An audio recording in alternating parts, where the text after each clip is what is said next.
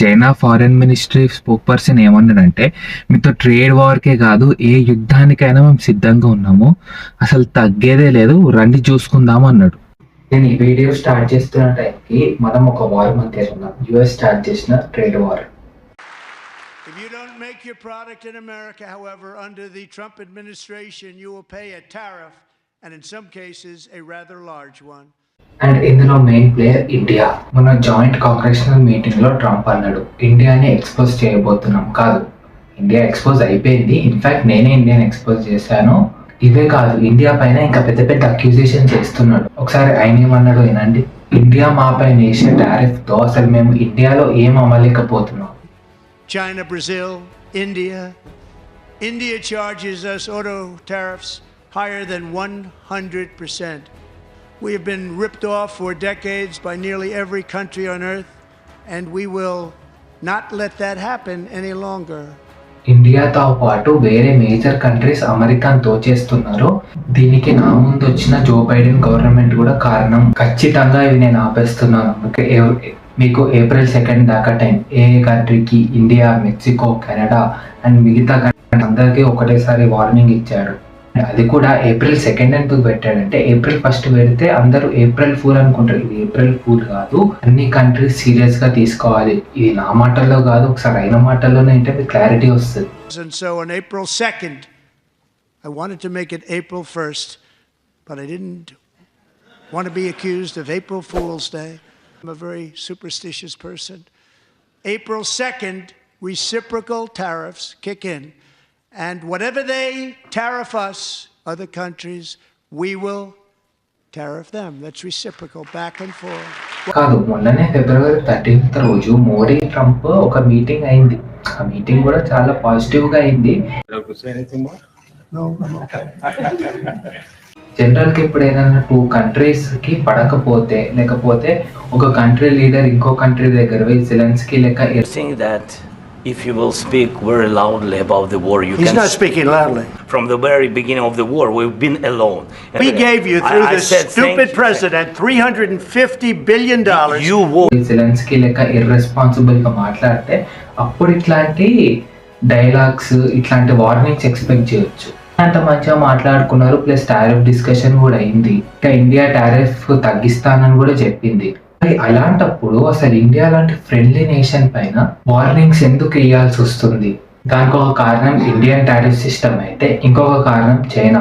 అది ఎందుకో ఈ వీడియోలో చూద్దాం. ఫస్ట్ మీకు ట్రేడ్ వార్ అర్థం కావాలంటే సింపుల్ గా టారిఫ్ అంటే ఏందో చెప్తా. ఇప్పుడు ఒక కంట్రీ మ్యానుఫ్యాక్చర్ చేసేది ఒక వస్తువుని, ఆ వస్తువు ఆ కంట్రీ నుంచి వేరే కంట్రీకి పోయినప్పుడు వాళ్ళు విధించే ట్యాక్స్ ని టారిఫ్ అంటారు. ఫర్ ఎగ్జాంపుల్, యుఎస్ఏలో ఒక షర్ట్ అవుతుంది, ఆ షర్ట్ సెల్లింగ్ కాస్ట్ వచ్చేసి $20. ఇప్పుడు ఆ షర్ట్ ఇండియాకి వచ్చింది అనుకోండి, మన ఇండియన్ గవర్నమెంట్ దానిపైన 20% ట్యాక్స్ వేస్తుంది, అంటే $4. ఈ $4 ఇండియన్ గవర్నమెంట్ ఉంచుకుంటుంది. ఇన్ ద సేమ్ వే ఒకవేళ మన దగ్గర నుంచి కూడా ఏదైనా ప్రోడక్ట్ యుఎస్ఏకి పోయింది అనుకో, వాళ్ళు ఒక టారిఫ్ వేస్తారు, అంటే వాళ్ళు ఒక ట్యాక్స్ వేస్తారు.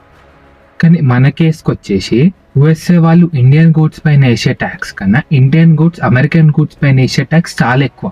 డొనాల్డ్ ట్రంప్ ఆవేదన, కోపం కూడా అదే. మీరేమో మంచిగా ఎక్స్పోర్ట్ చేస్తారు, మేము దానికి తక్కువ టారిఫ్ వేస్తాము, ప్లస్ మా లోకల్ కాంపిటీటర్స్తో మీరు కంపీట్ చేసి మీ గూడ్స్, మీ ఎక్స్పోర్ట్స్ని సెల్ చేయగలుగుతున్నారు, అండ్ మీరు ఎక్స్పోర్ట్ నుంచి వచ్చే రెవెన్యూని మంచిగా ఎంజాయ్ చేస్తున్నారు. కానీ మేము ఎక్స్పోర్ట్ చేస్తేనేమో మీరు 110, 150 టారిఫ్స్ వేసి మేము మీ లోకల్ కాంపిటీటర్స్తో కంపీట్ చేయలేకపోతున్నాం, ఎక్స్పోర్ట్స్ చాలా వరకు తగ్గిపోతుంది దీనివల్ల అనేది ట్రంప్ ఆవేదన. అసలు మన ఇండియన్ గవర్నమెంట్ టారిఫ్ ఎందుకు వేస్తుంది అంటే, ఇప్పుడు ఫుట్వేర్ మ్యానుఫ్యాక్చర్ బాటా ఉన్నది అనుకోండి, దాని పక్కన అమెరికన్ ఫుట్వేర్ కంపెనీ నైక్ వచ్చింది అనుకో, వాటిపైన మనం టారిఫ్ వేయలేదనుకో వాళ్ళ కాస్ట్ అనేది తగ్గిపోతుంది. సో అందరం నైక్ షూస్ కొనుక్కుంటాం. దీనివల్ల బాటా అనేది ఇండియన్ మ్యానుఫ్యాక్చర్ కంపెనీ, వాళ్ళ బిజినెస్ దెబ్బతింటది. కాబట్టి మన ఇండియన్ గవర్నమెంట్ టారిఫ్ అనేది విధిస్తుంది. ఈ టారిఫ్ విధించడం వల్ల ఇండియన్ బిజినెసెస్కి ఎంకరేజ్మెంట్ అనేది ఒక పాయింట్ అయితే, టారిఫ్ నుంచి వచ్చే డబ్బులు మన ఇండియన్ గవర్నమెంట్కి పోయి మన ఇండియన్ డెవలప్మెంట్కి తోడ్పడుతుంది. ఇంకా 3వ పాయింట్ వచ్చేసి, ఈ ఎక్కువ టారిఫ్స్ వల్ల ఫారెన్ కంపెనీకి నష్టం, వాళ్ళ సేల్స్ ఎక్కువ కావు. ప్లస్ ఒకవేళ ఇండియన్ కూడా వాళ్ళ గూడ్స్ కొనాలనుకుంటే ఎక్కువ పే చేయాల్సి వస్తుంది. ఫారెన్ కంపెనీస్ ఏం చేస్తుంది, టారిఫ్ ను తప్పించుకోనికి వాళ్ళ మ్యానుఫ్యాక్చర్ యూనిట్స్ మన కంట్రీలోనే సెటప్ చేస్తారు. దానివల్ల మన కంట్రీలో ఉన్న వర్కర్స్కి ఎంప్లాయ్మెంట్ వస్తుంది, ప్లస్ కంట్రీ డెవలప్మెంట్ అవుతుంది. మరి ఇండియా కూడా అంతా తెగ యూఎస్ఏకి ఏం ఎక్స్పోర్ట్ చేస్తుంది అంటే ఫార్మాసిటికల్స్ 10.4 బిలియన్స్ ఎక్స్పోర్ట్ చేస్తుంది, diamonds 7.5 billion, casting material 5.6 billion, refined petroleum 5 billion and precious stones 4.6 billion.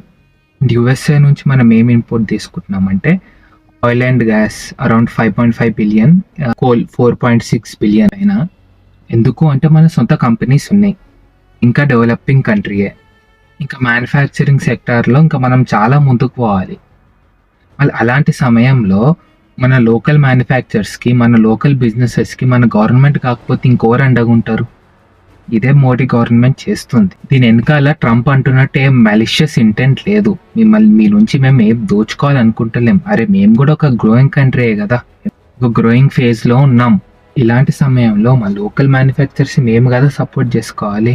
అది ఇడ్లీ బండి నుంచి టాటా కార్పొరేషన్స్ ఏదైనా సరే మనం సపోర్ట్ ఇచ్చుకోవాలి వీటికి. ఇన్ఫ్యాక్ట్ మొన్న 13 ఫిబ్రవరి మీటింగ్ తర్వాత కూడా చాలా వరకు టారిఫ్స్ తగ్గించాం.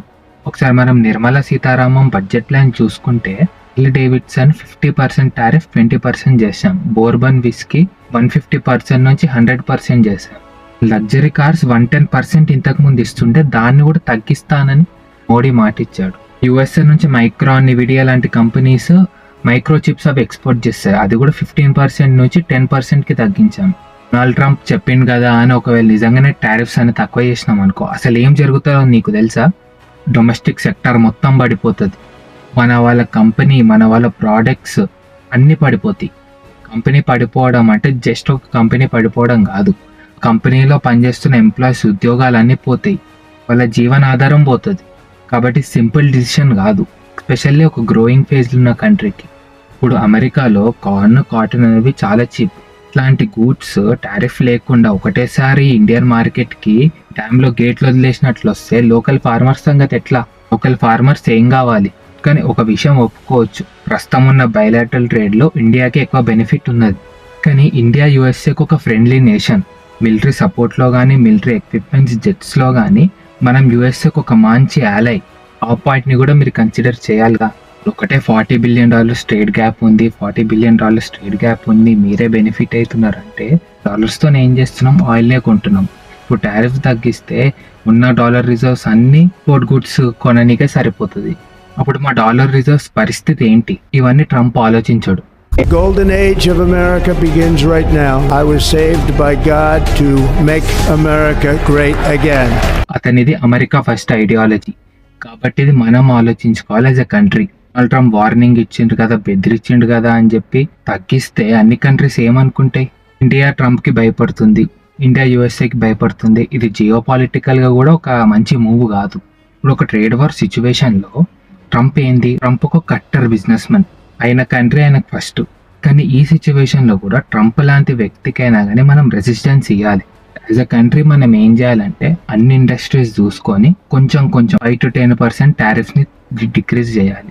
అట్లనే అమెరికాతోనే ఒక ట్రేడ్ ఆఫ్ మాట్లాడుకోవాలి. ఎలా అంటే ఇంత టారిఫ్స్ మేము డిక్రీజ్ చేస్తాం, అలాగే ఒక ఇండియన్ ఫర్మ్ అమెరికాకు వస్తే వీసా పరంగా కానీ, లీగల్ ఇష్యూస్లో కానీ కొంచెం లూజ్గా వదిలేసేటట్టు ఏమన్నా ట్రేడ్ ఆఫ్ ప్లాన్ చేసుకోవాలి. ఇట్లాంటి దానికి అమెరికా కూడా ఒప్పుకోవాలి, ఎందుకంటే ఇండియా అనేది దానికి ఒక మంచి ఫ్రెండ్లీ కంట్రీ. ఎందుకంటే ఇండియా అనేది అమెరికన్ యాలై, ఇప్పుడు కాదు ఎప్పటి నుంచో. కోరుతో పోయేదాన్ని గొడ్డల దాకా తెచ్చుకోవద్దు యుఎస్ఏ. ఇదంతా పక్కన పెడితే మీరు ఒక లాస్ట్ 10 years మన ఇండియా యుఎస్ఏ బైలాటరల్ ట్రేడ్ చూసుకుంటే మనం ట్రేడ్ సర్ప్లస్లో ఉన్నాం. కానీ అది లాస్ట్ 10 years దాకా కూడా ఒక సేమ్ సిగ్నిఫికెంట్ ఇంక్రీజ్ లేదు ట్రేడ్ గ్యాప్లో. కానీ అయినా యుఎస్ఏ ఎందుకు సడన్గా మన పైన అటాక్ చేస్తుంది? తప్పని పరిస్థితిలో మన కంట్రీ పైన అటాక్ చేయాల్సి వస్తుందా? ఎందుకు యుఎస్ఏ ఇండియా లాంటి ఫ్రెండ్లీ నేషన్ పైన అటాక్ చేస్తుంది? ఈ ట్రేడ్ వార్ ఎందుకు చేయాల్సి వస్తుంది? అండ్ దీనికి కారణం ఎవరంటే China. The world's leading superpowers are locking horns. Game on here. A trade war between the United States and China is here. China అష్టదిగ్బంధనంలో పెట్టేసింది యుఎస్ఏ ఎకానమీని. ఇప్పుడు యుఎస్ఏకి చేయాలని లేకపోయినా మనతో ట్రేడ్ వార్ లాంటి సిచ్యువేషన్లో ఉండాల్సిందే. అలాంటి సిచ్యువేషన్లో చైనా యుఎస్ఏని పెట్టేసింది. అండ్ ఇక్కడ చైనా మోస్ట్ పవర్ఫుల్ వెపన్ ఏందో తెలుసా? లేబర్ కాస్ట్ అండ్ మ్యానుఫ్యాక్చరింగ్ సెక్టార్లో వాళ్ళకున్న అభివృద్ధి. ఈ సెక్టార్లో చైనా ఎంత పవర్ఫుల్ అంటే యుఎస్ఏ లాంటి నేషన్ని షేక్ చేస్తుంది. చైనా మ్యానుఫ్యాక్చరింగ్ పవర్ ఎంత పవర్ఫుల్ చెప్తా. ఒకవేళ చైనా గూడ్స్ ఏవైతే అమెరికాకు వస్తాయో వాటిపైన అమెరికన్స్ 100% ట్యాక్స్ వేసినా వాటి cost local American goods price కన్నా ఇంకా తక్కువనే ఉంటుంది. ఈ ఎగ్జాంపుల్ బట్టి అర్థం చేసుకోవచ్చు చైనా మ్యానుఫ్యాక్చరింగ్ సెక్టార్లో ఎంత ముందుకు పోయిందో. ఒక గుంటనక్క లాంటి కంట్రీ అయినా కానీ ఇండియా నేర్చుకోవాలి చైనా నుంచి. యుఎస్ఏ చైనాని వద్దు అనుకున్నా కానీ వదిలేసుకోలేదు, ఎందుకంటే యుఎస్ఏ ప్రోడక్ట్స్ కూడా చైనాలోనే మ్యానుఫ్యాక్చర్ అవుతాయి. ఫర్ ఎగ్జాంపుల్ ఐఫోనే తీసుకోండి. ఇప్పుడు సేమ్ ఐఫోన్ ఒకవేళ చైనాలో మ్యానుఫ్యాక్చర్ అయిందనుకో వాళ్ళకి మేకింగ్ కాస్ట్ $1,000 పడుతుంది, అంటే 86,000. ఇప్పుడు అదే అమెరికాలో మ్యానుఫ్యాక్చర్ అయిందనుకోండి $2,400 పడుతుంది, ఇక్కడ దగ్గర 2 lakhs పడుతుంది.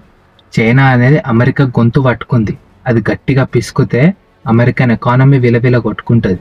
అంతెందుకు ట్రంప్ స్టార్టింగ్లో పవర్ వచ్చినప్పుడు ఇదే ట్రేడ్ వార్ చైనాతో డిక్లేర్ చేసిండు. అప్పుడు China foreign ministry spoke person ఏమన్నాడంటే మీతో ట్రేడ్ వార్కే కాదు ఏ యుద్ధానికైనా మేము సిద్ధంగా ఉన్నాము, అసలు తగ్గేదే లేదు, రండి చూసుకుందాము అన్నాడు. 我要重申，中国人民从来不怕邪。我们奉劝美方收起霸凌的嘴脸，趁早回到对话合作的正确轨道上来。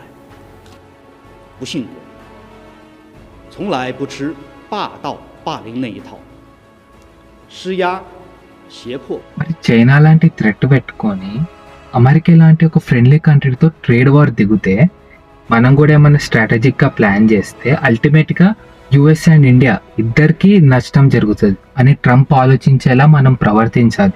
ఇప్పుడు మీరే చెప్పండి, మీకు సిచ్యువేషన్ అంత అర్థమైపోయింది కదా. ఇండియా దీనికి ఎలా రియాక్ట్ కావాలి? మీరు పెంచితే పెంచుకోండి అని వదిలేయాలా, లేదా మనం కూడా టారిఫ్స్ తగ్గియాలా, లేదా డిప్లొమాటిక్గా ఏమైనా మీటింగ్స్ అండ్ డైలాగ్స్ ఎక్స్చేంజ్ చేసుకోవాలా? చైనా కూడా ఇండియాని ఇన్వైట్ చేస్తుంది మనం ఇద్దరం కలిసి యుఎస్ఏ పైన ట్రేడ్ వార్ పోదామని. అండ్ దీనిపైన మీ ఒపీనియన్ కూడా కమెంట్ చేయండి.